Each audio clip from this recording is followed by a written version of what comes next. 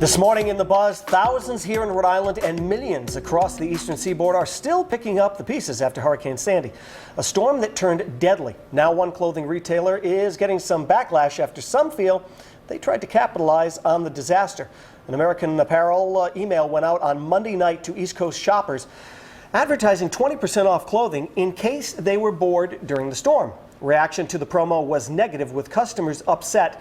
The company was profiting from off the deadly storm. The storm is definitely itself through, saying retail stores are the lifeline of a brand like ours. So when they are closed, we need to come up with ways to make up for that lost revenue. And they weren't the only ones. Shopping website compiled a roundup of codes people were prompted to enter at various checkouts, such as Sandy Free Ship, to get free shipping after the storm. What do you think? These stores have to make some money.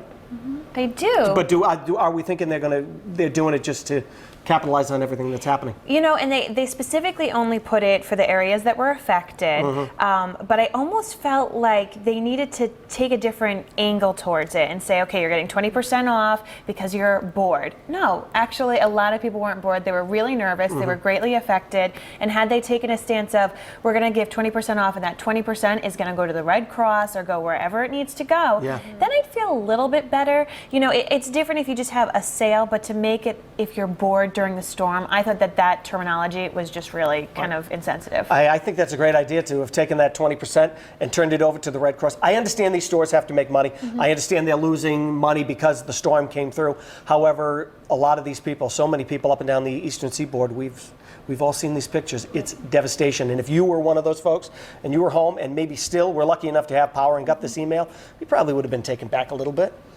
I think so, but at the same time, I mean, I know a lot of people are suffering, and I'm just trying to play devil's advocate here. But if you don't have power, if you're losing all of these things, I mean, what do you do after a certain extent? You can only play so many board games. You can only, do so many other things to keep yourself occupied. So maybe, hey, just getting the temptation of we're having a sale. Hey, I'll peruse a website for an hour. That'll kill some time. That'll do something. That's not saying that they're going to buy something or not.